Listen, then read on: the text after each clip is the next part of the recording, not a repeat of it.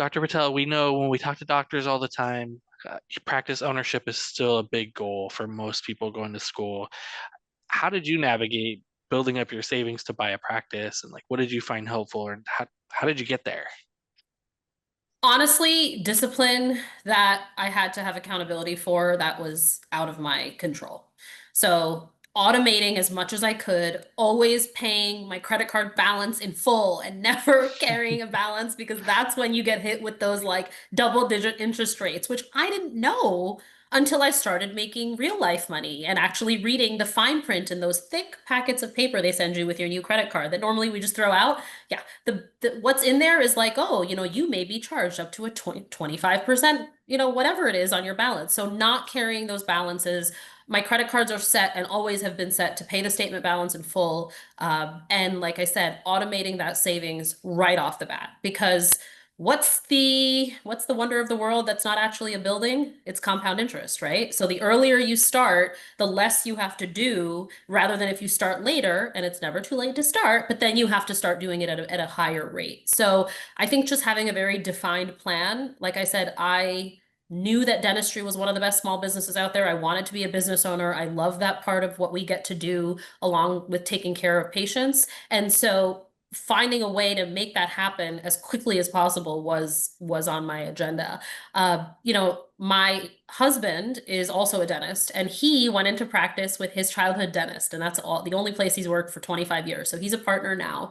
But similar to me, and he started in 2000, so the numbers were a little bit different then, and in South Dakota, which is different than obviously what it would cost in New York. But his very defined plan was, I want to be a partner in 5 years. And so when they did that valuation and they mapped everything out, he automated what he needed to show to the bank to get that loan or what he needed to save for that down payment. And quite honestly, I think no matter kind of where you're at in your life, that's still the easiest way to do it. Because even if you're the most disciplined person, we forget life happens. You're on a plane, you don't have an internet service, whatever. Just automate it, automate it and reevaluate that plan periodically because maybe your income's gone up, right? Maybe you need to check in with your CPA because there's things, deductions and things you're not taking advantage of. And obviously make sure that you have a professional. Here's where I'm going to say that dental social media does not take the place of a professional. So if you've got something going wrong in your body, you can sure jump on Facebook and ask in a mom's group, but you're probably going to go get it checked out by a doctor, like a licensed professional. So please make sure that you don't take what you read online as kind of fact, because we have the data, so we know that not everyone is collecting, millions of dollars a year. We know what the average incomes are for the different specialties in different parts of the country. So don't be intimidated by what you read and feel like, oh my gosh, I can never do this or afford this or get there, or I'm never going to be able to do that many procedures. Understand that when you work with someone that's a professional that can lay everything out for you, that can run scenarios, they're the best ones to guide you, right? And so, yes, please make sure to invest the money into not just a professional, but also yourself and your future, and have that team around you. Dr. Patel, I have to ask a follow-up question on something you said Yeah. because it comes my way a lot, right? Yeah. And so you said that you love the aspects of running a small business and being in the business side of dentistry. And that's the exact thing that I think so many associates are hesitant to take on, No. and they're scared maybe, or they're like, maybe if I can make a little bit of extra money, is it still worth taking on the administrative duties of running a dental practice? Can you like expand a little bit more on those things? Like how is it that you love those things, and what do you like to get involved with on the administrative duties of your practice? Yep, I am a systems girl. So I understand that at the end of the day, the better systems we have, the more that we can invest into ourselves and our practices, the better we can take care of our patients. And at the end of the day, we have to respect the people that put food on our tables, which is our patients. So if I can get my team synced, if I can get tech in there, if I can better myself and learn more, and also help my team learn more, then the end result is a positive work environment, happy patients, which just naturally is going to drive higher revenue, right? What's the best and cheapest referral? An internal one, a happy patient. So if you focus so hard on that patient experience and really investing, again, it's not just in your business, but it's also in yourself. that I think comes naturally. And I think the other thing that I really love is showing the people that do think that this is insurmountable. Is it really worth it? I'm gonna have to take work home every day. Well, if you have a framework and you have the systems, and just like a budget, if you have the discipline, it is all very doable. Right? It's not something to be scared of. And quite honestly, that gives you the ability to take the best care of your patients because you have the autonomy to do it. So if you want to bring in a new piece of tech, if you want to learn new procedures, if you want to change the way things are done because it's going to provide a better outcome, as a business owner, you can do that. Not to mention, because you said it before, even if you're a high earning associate, you're making $300,000, $400,000, and you're sitting there thinking, well, I'm only going to make a little bit extra money. As a W-2 associate, you can't take advantage of the tax code that exists for small Mhm. businesses. It's funny. It makes me think, when we talk about people being like afraid to be an owner now, and I don't think people talk about the money so much as like, I think you see online, maybe you hear about like the one scary patient experience or like the one crazy Yeah. employee experience, but Yep. you don't hear about the other 50 great patients that day, or Right. all the great experiences are like developing someone and watching them grow from someone, just starting out as a receptionist for you and then going on to hygiene school and all those like rewarding stories that you get as a business owner, right? Right.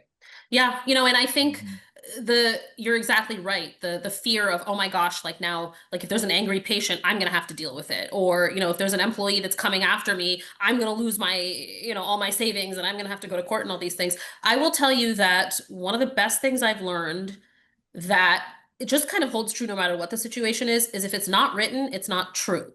Right? This is why it's important to make sure your documentation is all in order. This is why it's important that if you have an interaction with a team member, that it is documented, right? If you're going to implement a plan to maybe help someone be better, or there's been an issue, you must document it because then when it gets to a point where maybe you have to terminate them, you have documentation, right? Or if you have a negative patient interaction, document it. Document everything. Contact TDIC. They have the forms necessary if you need to dismiss someone. But that I think kind of holds true no matter what you're in. And quite honestly, we have Excel spreadsheets for our budget, but we write them out as well because it's just easier to see in my own handwriting. But just make sure that everything is documented. And Matt, I'm sure you can speak to this better than I can, but the importance of having a compliant, updated office manual that is accessible to all team members, that is signed every year, that is updated every year.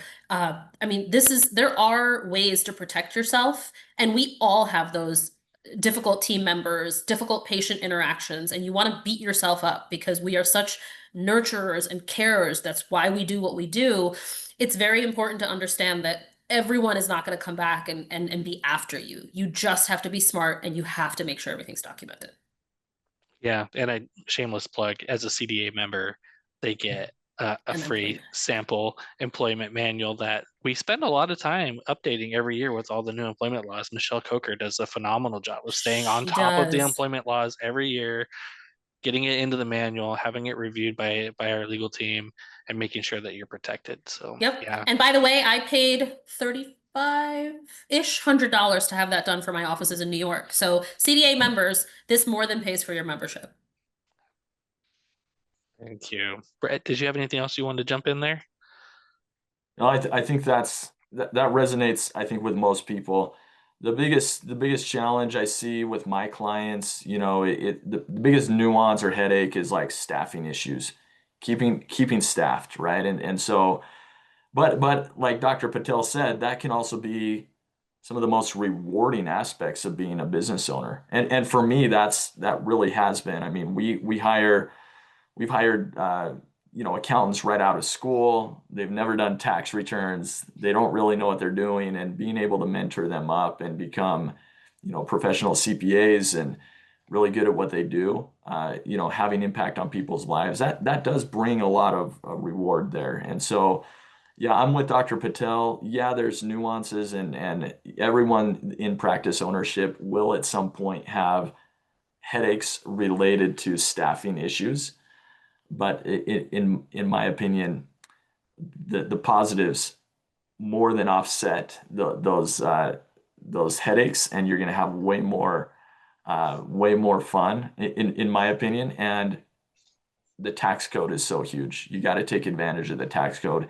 It is written fully to incentivize the business owners of our country. And so all the write-offs, all your retirement plan vehicles, right? Those get really exciting and really move the needle in your wealth ability, your ability to grow wealth when you're minimizing your taxes.